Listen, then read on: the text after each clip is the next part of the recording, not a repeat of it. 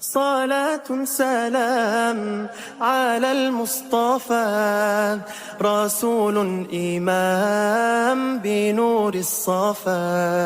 صلاة سلام على المصطفى رسول إمام بنور الصفا.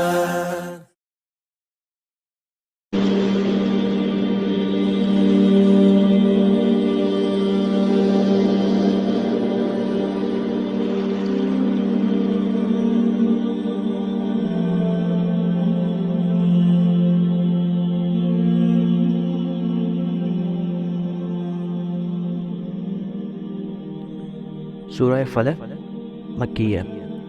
قل اعوذ برب الفلق، اور کہو کہ میں پناہ لیتا ہوں صبح کے رب کی، من شر ما خلق، اور اس کی تمام مخلوق کے شر سے، ومن شر غاسق اذا وقب، اور سخت اندھیری رات کے شر سے کہ جب وہ چھا جائے، وَمِن شَرِّ النَّفَّثَاتِ فِي الْعُقَدِ، اور ان عورتوں کے شر سے جو گروہوں میں پھونکے مارتی ہیں، وَمِن شَرِّ حَاسِدٍ إِذَا حَسَدَ، اور حسد والے کے شر سے جب وہ حسد کرے۔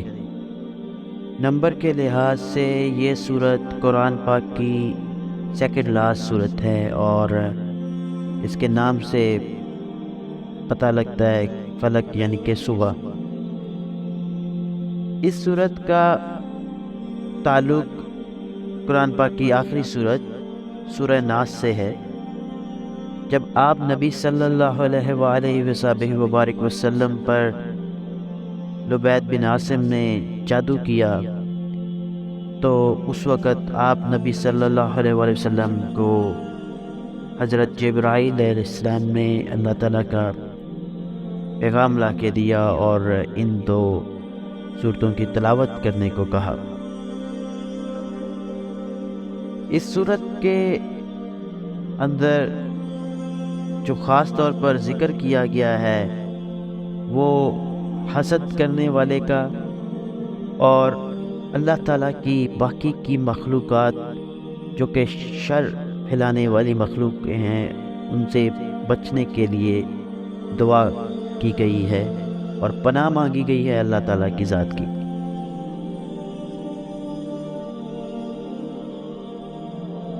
اس کی تیسری آیت سخت اندھیری رات کے شر سے جب وہ چھا جائے کا مطلب کچھ یوں ہے کہ بہت سے برے کام کرنے والے لوگ، جادو ٹونا کرنے والے لوگ اکثر رات کے اوقات میں جادو کا وار کرتے ہیں، کیونکہ رات کی اندھیری شیطانی قوتوں اور شیطانی طاقتوں کے لیے شر پھیلانے کے لیے ایک اچھی گھڑی ہوتی ہے، جس کے اندر بہت سے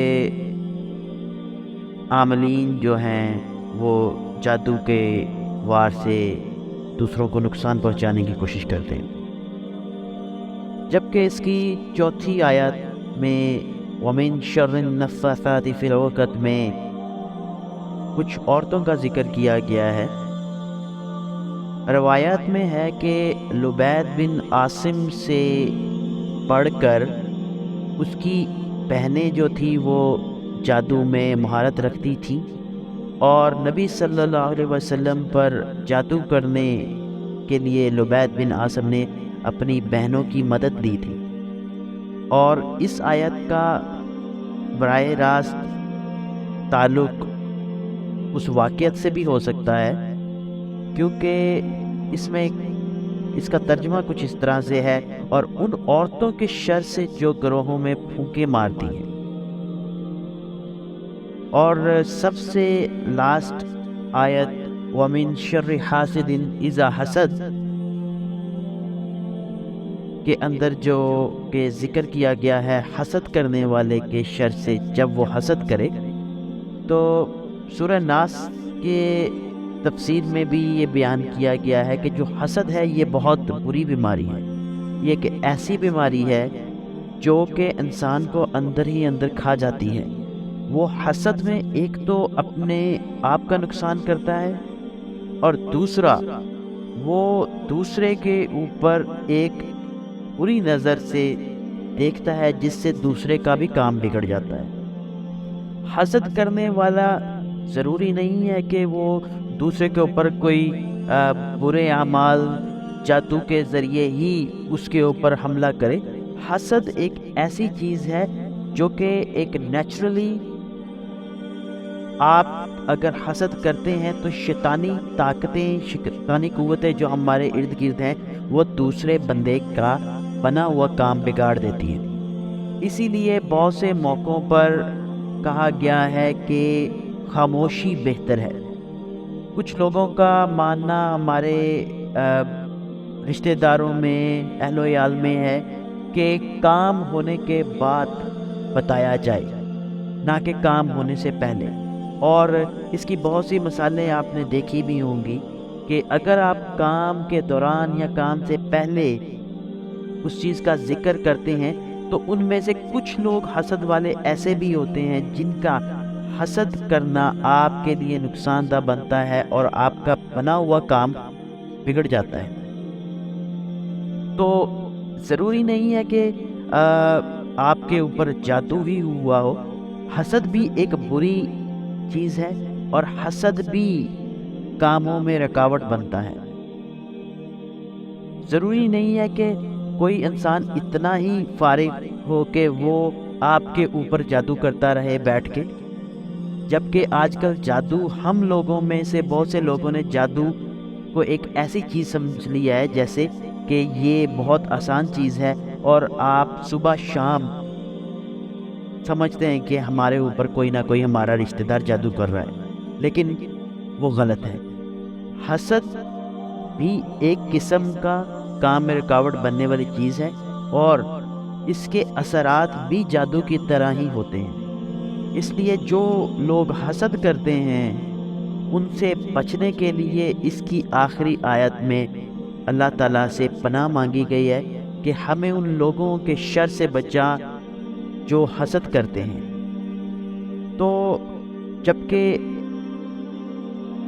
بیان کیا گیا ہے، حضور صلی اللہ علیہ وسلم نے بھی بہت سے مقامات پر خاموشی اختیار کی ہے۔ حسد سے بچنے کے لیے بہتر ہے کہ خاموشی، کیونکہ جو خاموشی ہے وہی آپ کو حاسدین سے بچائے گی۔ اور دوسری چیز ہے دکھاوا۔ اگر آپ دکھاوا کرتے ہیں تو وہ بھی بہت سے حاسدین کو اس چیز کا سگنل دیتا ہے کہ وہ آپ سے حسد کریں۔ ضروری نہیں ہے کہ آپ نے زبان سے کسی چیز کے بارے میں بیان کیا اور وہ حسد ہو۔ آپ کا پہناؤ، آپ کا طور طریقہ، آپ کا دکھاؤ، یہ سب چیزیں جو ہیں یہ حسد پیدا کرتی ہیں دوسروں کے دلوں میں۔ اس لیے سادگی کی زندگی اور کم بولنا، یہ دونوں حسد سے بچاؤ کے طریقے ہیں۔ باقی مزید اللہ تعالیٰ نے اس سورہ فلق کے اندر جو ہے انسان کو اپنی پروٹیکشن ایسی چیزوں سے، خاص طور پہ رات کے وقت جو ایسی چیزیں، جنات اور ایسی شیطانی طاقتیں ہیں جو کہ کافی اثر انداز ہوتی ہیں رات کے ٹائم، تو ان سے بچاؤ کے لیے یہ صورت خاص طور پر جو ہے یہ آپ کی پروٹیکشن کرتی ہے ایسی چیزوں سے۔ اور جیسا کہ پہلے سورہ ناس کی تفسیر میں بھی بیان کیا گیا تھا کہ یہ دو صورتیں نبی صلی اللہ علیہ وسلم کو تلاوت کرنے کو کہا تھا، اور نبی صلی اللہ علیہ وسلم 3 صورتیں سورہ فلق، سورہ ناس اور سورہ اخلاص جو ہے وہ پڑھ کر اپنے ہاتھوں پہ پھونک مارتے تھے اور اپنے پورے جسم پر پھیرتے تھے رات کو سونے سے پہلے۔ اس کائنات میں جو سب سے پہلا گناہ ہوا وہ گناہ غرور اور تکبر کا گناہ تھا، جو کہ شیطان نے کیا، اور اللہ تعالیٰ نے شیطان کو اپنے دربار سے نکال دیا سزا کے طور پر۔ دوسرا گناہ جو سرزد ہوا وہ نافرمانی، اطاعت اور نافرمانی کی وجہ سے ہوا، جو کہ حضرت آدم علیہ السلام سے سرزد ہوا۔ جب شیطان نے آدم علیہ السلام کو بہکایا تو اللہ پاک نے آدم علیہ السلام کو جنت سے نکال دیا۔ اور جو تیسرا گناہ اس کائنات میں ہوا اور اس دنیا میں پہلا گناہ ہوا وہ تھا حسد۔ حسد کی وجہ سے قابیل نے حابیل اپنے بھائی کو قتل کیا، اور اس کے بعد یہ اس روئے زمین پر پہلا گناہ بن گیا، کیونکہ اس کے پیچھے سب سے بڑی وجہ وہ حسد تھی۔ اللہ پاک کی نافرمانی تو تھی، لیکن وہ حسد میں مبتلا ہو گیا تھا کہ میرے بھائی حابیل کو جو زوجہ مل رہی ہے وہ زیادہ خوبصورت ہے، جبکہ اس کو جو زوجہ مل رہی ہے وہ اتنی خوبصورت نہیں ہے۔ اور اس قتل کی وجہ میں جیسا کہ میں نے بیان کیا ہے کہ حسد تھا، اور یہ حسد کا انجام کچھ اس طرح سے ہوا کہ قابیل نے جب حضرت حابیل علیہ السلام کو قتل کیا تو اس کے بعد اسے یہ معلوم نہ تھا کہ کس طرح سے وہ آپ حضرت حابیل علیہ السلام کی لاش کو کسی طرح ٹھکانے لگائے۔ تو اللہ تعالیٰ نے تو کوے بھیجے، اور وہ واقعہ کچھ یوں ہیں کہ کووں نے آپس میں لڑائی کی اور ایک کوا مر گیا تو دوسرے نے اپنی چونچ اور پنجوں سے زمین میں گڈھا کھود کر اس کو دفن کیا، جس کے اوپر قابیل بہت شرمندہ ہوا اور افسوس بھی کیا کہ میں اس کوے سے بھی گیا گزرا ہوں۔